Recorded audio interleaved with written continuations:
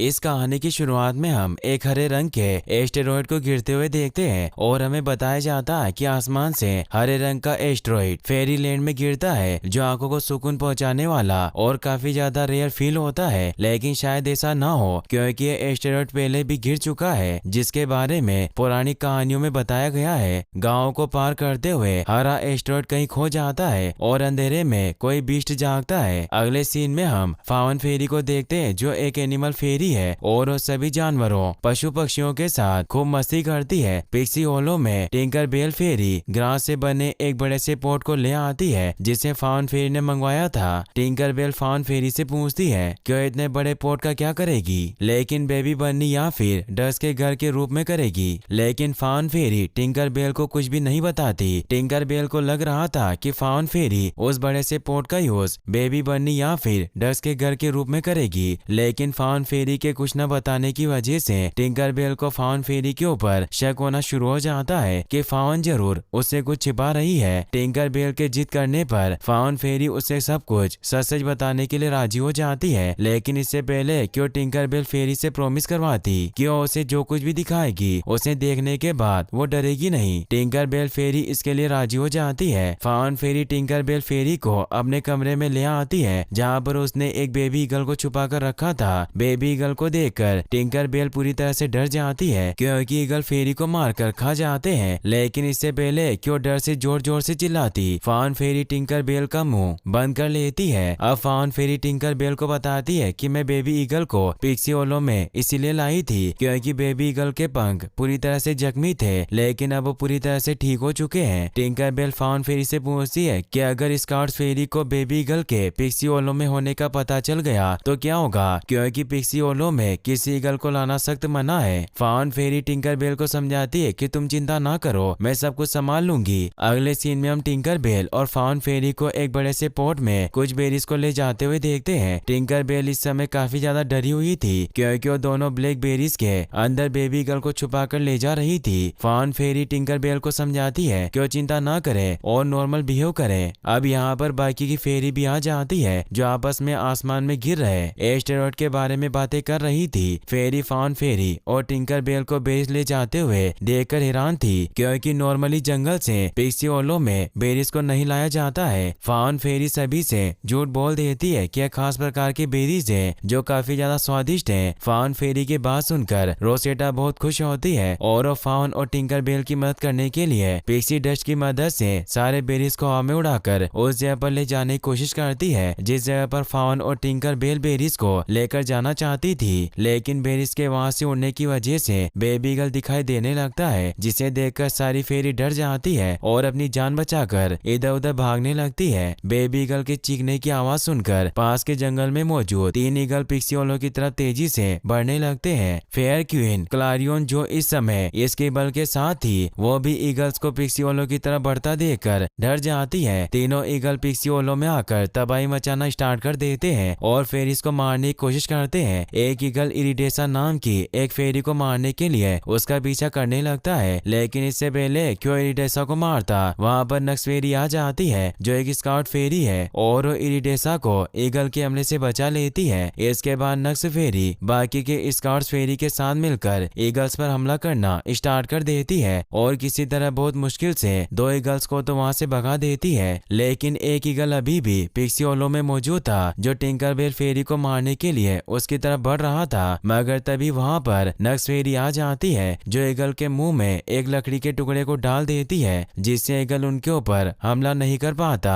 अब यहाँ पर बाकी की स्काउट्स फेरी भी आ जाती है, जो मिलकर ईगल से लड़ती है और उससे पिक्सी होलो से बाहर भगा देती है। इसके बाद स्काउट फेरी बेबी ईगल पर हमला करके उसे जाल में कैद कर लेती है। बेबी ईगल को जाल में कैद देखकर फावन फेरी वहाँ पर आ जाती है, जो नक्स और बाकी के स्काउट्स फेरी को बेबी ईगल को नुकसान पहुंचाने से रोकती है और सबको विश्वास दिलाती है कि बेबी ईगल किसी को कोई नुकसान नहीं पहुंचाएगा। नक्स फेरी को फावन फेरी की बातों पर विश्वास नहीं था और वो फावन फेरी को बेबी ईगल के पास से हटने के लिए कहती है। तभी वहाँ पर फेरी क्वीन क्लोरिन आ जाती है, जो पूछती है कि सब कुछ ठीक तो है ना। क्वीन फेरी को बताती है कि सब कुछ ठीक कैसे रह सकता है जब फावन पिक्सी होलो में खतरनाक जानवरों को लाती रहती है। पिछली बार वो पिक्सी होलो में सांप और चूहे ले आई थी। टिंकर बेल फावन के सपोर्ट में क्वीन फेरी के सामने बोलती बोलती है कि फाउन का दिल बहुत बड़ा है और वो अक्सर हमारी मदद करती रहती है। फेरी क्वीन फाउन फेरी से कहती है कि तुमने बहुत बार हमारी मदद की है जो तारीफ के काबिल है, लेकिन तुम ऐसा कुछ ना करो जिससे हम सबकी जान को खतरा हो। फाउन फेरी क्वीन फेरी से वादा करती है कि अब से वो अपने दिल की नहीं बल्कि दिमाग की सुनेगी और कोई भी ऐसा काम नहीं करेगी जिससे किसी की जान को खतरा हो। इसके बाद फाउन फेरी बेबी गर्ल को आजाद कर देती है और उड़कर वहां से चला जाता है। अगले सीन में हम फाउन फेरी को कुछ रेबिट्स को ट्रेनिंग देते हुए देखते हैं। तभी उन्हें एक डरावनी आवाज सुनाई देती है जिससे रेबिट डर कर वहाँ से भाग जाते हैं। फाउन फेरी उस आवाज का पीछा करते हुए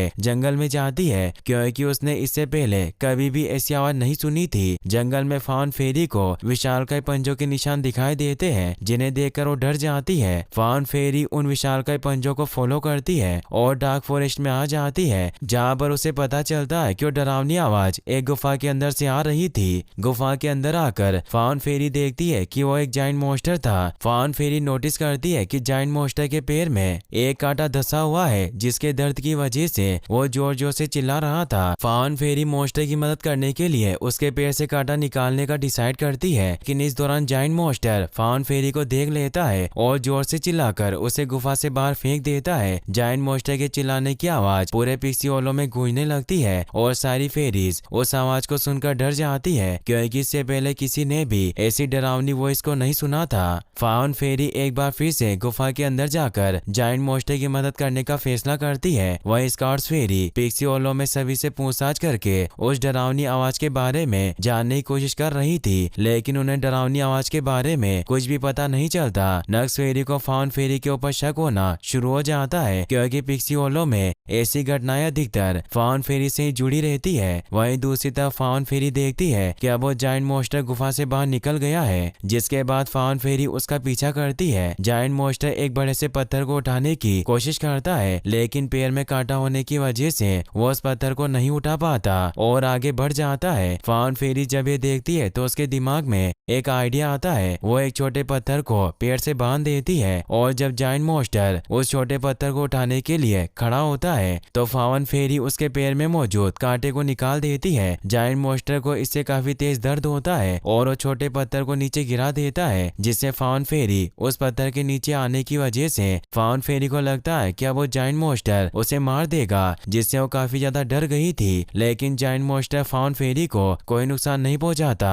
और ढेर सारे पत्थर को एक जगह पर इकट्ठा करके कुछ बनाने की कोशिश करता है। फाउन फेरी काफी देर तक जाइंट मॉन्स्टर को ऐसा करते हुए देखती रहती है, लेकिन उसे कुछ भी समझ नहीं आ रहा था कि जाइंट मॉन्स्टर आखिर बनाना क्या चाहता है। अब फाउन फेरी जाइंट मॉन्स्टर के बारे में और अधिक जानकारी इकट्ठा करने का फैसला करती है, इसलिए पिक्सी ओलो में अपने कमरे में आ जाती है और जाइंट मॉन्स्टर के बारे में जानकारी इकट्ठा करने के दौरान काम में आने वाले सभी चीजों को लेकर वहाँ से जाने लगती है। तभी वहाँ पर नक्स फेरी आ जाती है जो फाउन फेरी से उस भयानक आवाज के बारे में पूछती है जिसे पिक्सी ओलो में सभी ने सुना था। फाउन फेरी नक्स फेरी को जाइंट मॉन्स्टर की आवाज के बारे में कुछ भी नहीं बताती, जिसके बाद नक्स फेरी वहाँ से चली जाती है। लेकिन इससे पहले वो फाउन फेरी से कहती है कि वो जल्दी उस आवाज के बारे में पता लगा लेगी। अब फाउन फेरी अपना सारा जरूरी सामान लेकर जाइंट मॉन्स्टर के पास आ जाती है और उसके बारे में जानने की कोशिश करती है। इस दौरान फाउन फेरी और जाइंट मॉन्स्टर जल्दी एक अच्छे दोस्त बन जाते हैं। फाउन फेरी पिक्सी डस्ट की मदद से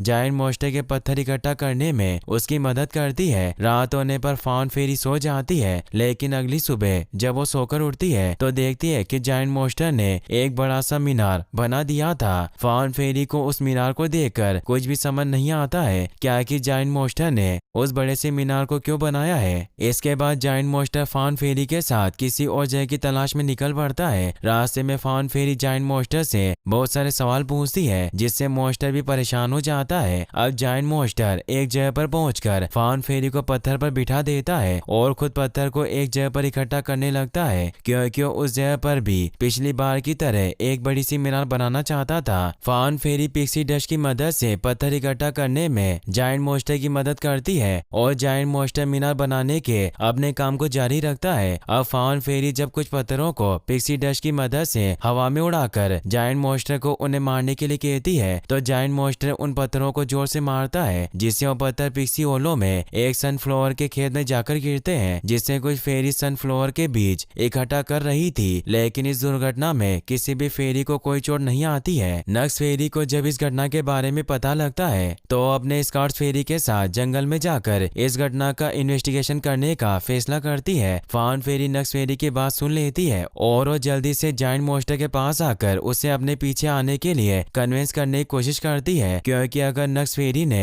जायंट मॉन्स्टर को देख लिया तो खतरा समझकर उसे मार देगी। वहीं दूसरी तरफ नक्स फेरी जंगल में जायंट मॉन्स्टर द्वारा बनाए जा रहे मीनार को देख लेती है और जंगल में मौजूद जायंट मॉन्स्टर के पैरों के निशान को फॉलो करके वो जायंट मॉन्स्टर को ढूंढ भी लेती है। लेकिन इससे पहले कि वो अपनी टीम के साथ मिलकर जायंट मॉन्स्टर को पकड़ती, फाउंड फेरी जायंट मॉन्स्टर के साथ वहां से भागने लगती है। नक्स फेरी बाकी के स्कॉट्स फेरी के साथ काफी देर तक जायंट मॉन्स्टर का पीछा करती है, लेकिन फाउंड फेरी जायंट मॉन्स्टर के साथ जंगल के किनारे पर एक ऐसी जगह पर छुप जाती है जिसे नक्स फेरी ढूंढ नहीं पाती और वहां से चली जाती है। इस प्रकार फाउंड फेरी बड़ी चालाकी से किसी तरह जायंट मॉन्स्टर की जान बचा लेती है। अब नक्स फेरी स्क्रीबर के पास जाती है और उससे वो सारी किताबें दिखाने को बोलती है जिसमें प्राचीन मॉन्स्टर के बारे में बताया गया था, लेकिन काफी देर तक कोशिश करने के बाद भी नक्स फेरी को उस जायंट मॉन्स्टर के बारे में कोई जानकारी नहीं मिलती जिसे उसने अभी तक जंगल में भागते हुए देखा था। इसके बाद जब नक्स फेरी को प्राचीन काल के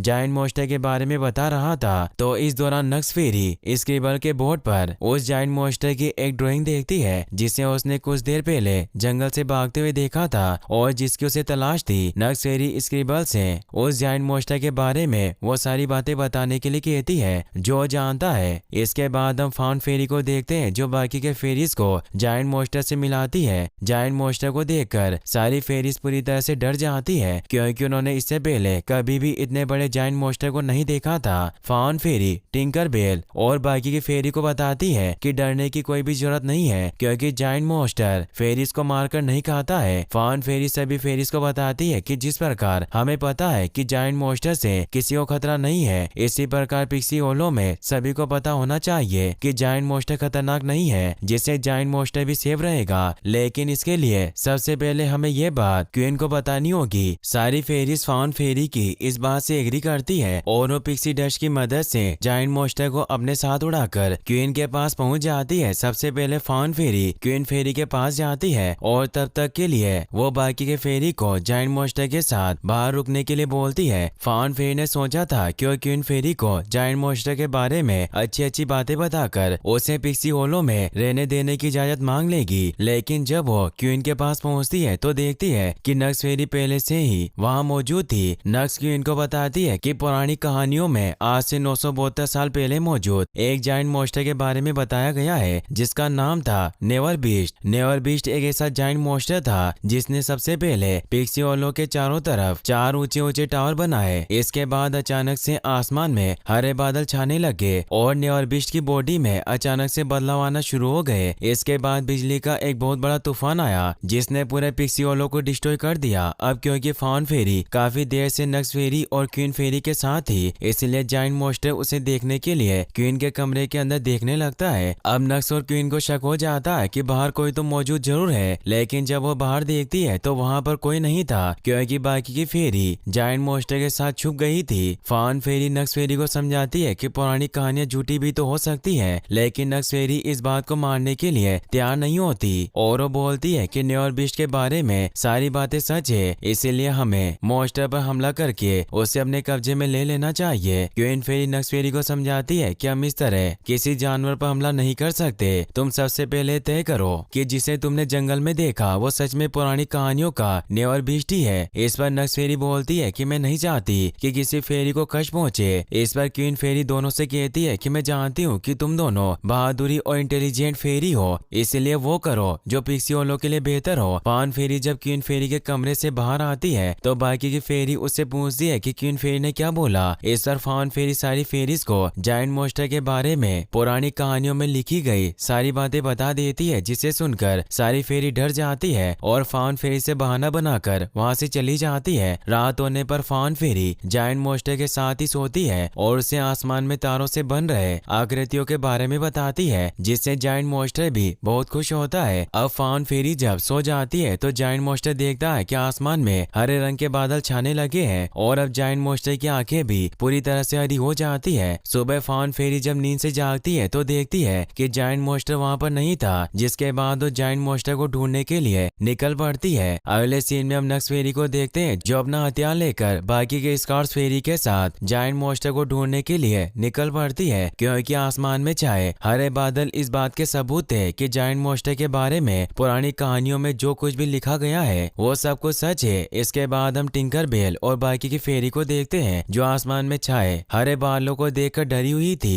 टिंकर बेल फाउन फेरी के पास आती है और उसे बताती है कि स्कॉट्स फेरी जायंट मोस्टर को ढूंढने के लिए निकल पड़ी है। फाउन फेरी जब टिंकर बेल को बताती है कि उसने जायंट मोस्टर को खो दिया है तो टिंकर बेल डर जाती है, क्योंकि अगर स्कॉट्स फेरी जायंट मोस्टर को ढूंढ लेगी तो उसे मार देगी। टिंकर बेल फाउन फेरी को बताती है कि जायंट मोस्टर के बारे में पुरानी कहानियों में जो कुछ भी लिखा गया है वो सब सच साबित हो रहा है, जैसे कि आसमान में हरे बादल का छाना। तो हो सकता है कि जायंट मोस्टर सच में हमारे लिए एक खतरा हो। टिंकर बेल की बात सुनकर फाउन फेरी उसे समझाती है कि हो सकता है कि जायंट मोस्टर के बारे में लिखी गई कुछ बातें सच हो, लेकिन मेरा विश्वास करो वो हमें कभी भी नुकसान नहीं पहुंचाएगा। टिंकर बेल फेरी फाउन फेरी की बातों पर विश्वास करके बर्फीले इलाके में जायंट मोस्टर को ढूंढने चाहती है, क्योंकि अभी तक जायंट मोस्टर ने गर्म और ठंडे इलाके में एक भी मीनार नहीं बनाया था। फाउन फेरी गर्म इलाके में जायंट मोस्टर को ढूंढने जाती है। अगले सीन में हम जायंट मोस्टर को देखते हैं जो गर्म इलाके में तेजी से एक मीनार बना रहा था, और जैसे मीनार बनकर कंप्लीट होती है तो ठंड वाले इलाके की तरफ निकल पड़ता है। अब नक्स फेरी भी बाकी के स्कॉट्स फेरी के साथ जायंट मोस्टर को ढूंढते हुए गर्म इलाके में जायंट मोस्टर के बनाए गए मीनार के पास आ जाती है। फाउन फेरी जब नक्स फेरी और बाकी की स्कॉट फेरी को देखती है तो जंगल में पेड़ की टहनियों को काटकर उन्हें गलत रास्ता दिखाती है कि जायंट मोस्टर इस तरफ गया है ताकि वो जायंट मोस्टर तक ना पहुंच सके। लेकिन नक्स फेरी मैप की मदद से जान जाती है कि जायंट मोस्टर ने बर्फीले इलाके में अभी तक एक भी मीनार नहीं बनाया है, इसलिए वो उसी तरफ गया होगा और वो जायंट मोस्टर को ढूंढने के लिए अकेले ही बर्फीले इलाके की तरफ निकल पड़ती है। अगले सीन में हम टिंकर बेल को देखते हैं जो बर्फीले इलाके में जायंट मोस्टर को ढूंढ लेती है, लेकिन अब जायंट मोस्टर पहले से काफी ज्यादा अग्रेसिव हो गया था और वो टिंकर बेल पर हमला कर देता है, जिससे टिंकर बेल बेहोश हो जाती है। अब यहाँ पर फाउन फेरी भी आ जाती है जो टिंकर बेल को बेहोश देखकर बहुत दुखी होती है और उसे कुछ भी समझ नहीं आ रहा था कि आखिर जायंट मोस्टर ऐसा क्यों कर रहा है। जायंट मोस्टर के द्वारा बनाए गए मीनार पर बिजली गिरती है और देखते ही देखते जायंट मोस्टर के सिर पर दो सिंह निकल आते हैं, जिन्हें देखकर फाउन फेरी डर जाती है। अब यहाँ पर नक्स फेरी भी जायंट मोस्टर को ढूंढते हुए आ जाती है, जिसे रास्ते में जायंट मोस्टर भी मिल जाता है, लेकिन वो नक्स फेरी को बिना कोई नुकसान पहुंचाए वहाँ से आगे निकल जाता है। नक्स फेरी जायंट मोस्टर के पीछे जाना चाहती थी, लेकिन तभी उसे फाउन फेरी की आवाज सुनाई देती है जो मदद के लिए बुला रही थी, इसीलिए नक्स फेरी जायंट मोस्टर को छोड़कर फाउन फेरी की मदद करने के लिए जाती है। अब टिंकर बेल को वापस से पिक्सियोलो में लाया जाता है, जहाँ पर डॉक्टर बताते हैं कि टिंकर बेल जल्दी ठीक हो जाएगी, जिससे सारी फेरी बहुत खुश होती है। इसके बाद फाउन फेरी जायंट मोस्टर के पास जाती है जो इस समय एक चट्टान के ऊपर खड़ा था। फाउन फेरी जायंट मोस्टर को अपने पास बुलाती है और जैसे जायंट मोस्टर चट्टान से नीचे आता है, नक्स फेरी बाकी की स्कॉट फेरी के साथ मिलकर जायंट मोस्टर पर हमला कर देती है और उसे बेहोश करके बंदी बना लेती है। इसके बाद सारी फेरी मिलकर जायंट मोस्टर को पिक्सियोलो में ले आती है। अब टिंकर बेल भी ठीक हो जाती है, जिससे मिलने के लिए फाउन फेरी आती है और उसे कहती है कि अब जायंट मोस्टर तुम्हें कभी भी चोट नहीं पहुंचाएगा, क्योंकि अब उसे बंदी बना लिया गया है। इस पर टिंकर बेल फाउन फेरी को बताती है कि जायंट मोस्टर ने उस पर हमला नहीं किया था, बल्कि उसने तो उसे बिजली गिरने से बचाया था। टिंकर बेल की बात सुनकर फाउन फेरी समझ जाती है कि जायंट मोस्टर पिक्सियोलो को डिस्ट्रॉय करने नहीं बल्कि उसे बचाने के लिए आया है। अब आसमान में पूरी तरह से हरे बादल छा जाते हैं और उनसे पिक्सियोलो में बिजली गिरने लगती है। नक्स फेरी जब ये देखती है तो उसे लगता है कि ये सब जायंट मोस्टर के द्वारा बनाए गए मीनार की वजह से हो रहा है, इसलिए जायंट मोस्टर के द्वारा बनाए गए मीनार को डिस्ट्रॉय करने के लिए निकल पड़ती है। इसके बाद हम फाउन फेरी को देखते हैं जो बाकी की फेरी के साथ जायंट मोस्टर के पास आ जाती है और उसे आजाद करा देती है। फाउन फेरी जायंट मोस्टर को अपने साथ चलने के लिए कहती है, क्योंकि आसमान से लगातार बिजली गिर रही थी, लेकिन अब जायंट मोस्टर की आंखों की रोशनी चली गई थी, जिसकी वजह से उसे कुछ भी दिखाई नहीं दे रहा था। अब फाउन फेरी के ऊपर बिजली गिरने वाली थी कि तभी जायंट मोस्टर फाउन फेरी को धक्का देकर बिजली को अपने ऊपर ले लेता है, जिससे फाउन फेरी की जान बच जाती है। बिजली जायंट मोस्टर के दोनों सिंह के ऊपर थी और अब जायंट मोस्टर के पंख निकल आते हैं, जिनकी मदद से वो उड़ भी सकता था। फाउन फेरी ये देखकर समझ जाती है कि जायंट मोस्टर हरे बादल से निकलने वाली बिजली को इकट्ठा करके पिक्सियोलो को बचाना चाहता है और हरे बादल की सारी बिजली को इकट्ठा करने के लिए ही उसने ऊंची मीनारें बनाई थी। अब फाउंड फेरी जायंट मॉन्स्टर को अपने पीछे आने के लिए कहती है। इसके बाद जायंट मॉन्स्टर फाउंड फेरी को फॉलो करते हुए हरे बादल से अपने द्वारा बनाए गए मीनार पर गिर रहे बिजली को अपने ऊपर ले लेता है, लेकिन इससे पहले कि वो चौथे और आखिरी मीनार की बिजली को भी अपने ऊपर लेकर सब कुछ ठीक करता, नक्स फेरी चौथे मीनार को डिस्ट्रॉय कर देती है, जिससे जायंट मॉन्स्टर भी नीचे गिर जाता है। फाउंड फेरी ये देखकर नक्स फेरी को समझाने की कोशिश करती है कि उसने ऐसा करके बहुत बड़ी मुसीबत को बुला लिया है, लेकिन नक्स फेरी को कुछ भी समझ नहीं आ रहा था और उसे तो लग रहा था कि मीनार को डिस्ट्रॉय करके उसने पिक्सियोलो को बचाया है। अब हरे बादल से चारों तरफ बिजली गिरने लगती है और इससे पहले कि नक्स फेरी के ऊपर भी बिजली गिरती, जायंट मॉन्स्टर नक्स फेरी को धक्का देकर उस बिजली को अपने ऊपर ले लेता है, जिससे नक्स फेरी की जान बच जाती है। और अब उसे समझ में आ जाता है कि जायंट मॉन्स्टर पिक्सियोलो को डिस्ट्रॉय करना नहीं बल्कि उसे बचाना चाहता है। फाउंड फेरी नक्स फेरी को वहां से दूसरों की मदद करने के लिए भेज देती है। अब पिक्सियोलो के ऊपर चारों तरफ लगातार बिजलियां गिर रही थी और पिक्सियोलो डिस्ट्रॉय हो रहा था। फाउंड फेरी ये सब रोकने के लिए जायंट मॉन्स्टर के साथ आसमान में ऊपर की तरफ जाने लगती है और जायंट मॉन्स्टर एक एक करके आसमान से गिरने वाली सारी बिजली को अपने ऊपर लेकर आगे बढ़ रहा था। इस दौरान फाउंड फेरी के ऊपर भी बिजली गिरने वाली होती है, लेकिन जायंट मॉन्स्टर फाउंड फेरी को बचा लेता है और अकेले ही आसमान की सारी बिजली को अपने ऊपर लेकर आगे बढ़ता है। फाउंड फेरी और बाकी की सभी फेरी जायंट मॉन्स्टर को ऐसा करते हुए देख रही थी। जायंट मॉन्स्टर जब बादलों से भी ऊपर चला जाता है तो एक जोरदार ब्लास्ट होता है जिसमें तेज रोशनी होती है और अगले पर सब कुछ पहले की तरह नॉर्मल हो जाता है। फेरीज देखती है कि जायंट मॉन्स्टर और फाउंड फेरी आसमान से नीचे गिर रही है, जिसके बाद वो जायंट मॉन्स्टर और फाउंड फेरी को रेस्क्यू कर लेती है। अब जायंट मॉन्स्टर के दोनों सिंग कट चुके थे और साथ ही उसके दोनों पंख भी जलकर राख बन जाते हैं, लेकिन फाउंड फेरी की इस घटना के दौरान डेथ हो गई थी, जिससे सभी फेरी बहुत दुखी होती है। जायंट मॉन्स्टर अपनी मैजिकल पावर की मदद से फाउंड फेरी को वापस से जिंदा कर देता है, जिससे सभी बहुत खुश होते हैं। इसके बाद जायंट मॉन्स्टर फाउंड और बाकी की फेरी के साथ पिक्सियोलो में रहता है और सारी फेरीज की मदद करता है। जायंट मॉन्स्टर के साथ रहकर फेरीज बहुत खुश थी। फाउंड फेरी जायंट मॉन्स्टर के ऊपर एक किताब लिखती है जिसमें वो बताती है कि जायंट मॉन्स्टर फेरीज के अच्छे दोस्त हैं। अब समय के साथ जायंट मॉन्स्टर अनएक्टिव रहने लगता है, जिससे फाउंड फेरी समझ जाती है कि जायंट मॉन्स्टर के पास से 1000 साल के लिए हाइबरनेशन में जाने का समय आ गया है, क्योंकि जायंट मॉन्स्टर हाइबरनेशन से तभी बाहर आता है तब उसे हरे बादल से गिरने वाली बिजली से पिक्सियोलो को बचाना होता है। यह जानकर सारी फेरीज बहुत दुखी होती है, क्योंकि अब वो शायद वापस से जायंट मॉन्स्टर को ना देख सके। इसके बाद सारी फेरी मिलकर जायंट मॉन्स्टर और उसकी गुफा को सजाती है और उसके हाइबरनेशन में जाने से पहले आखिरी बार मिलती है। अब जायंट मॉन्स्टर पूरे 1000 साल के लिए हाइबरनेशन में चला जाता है।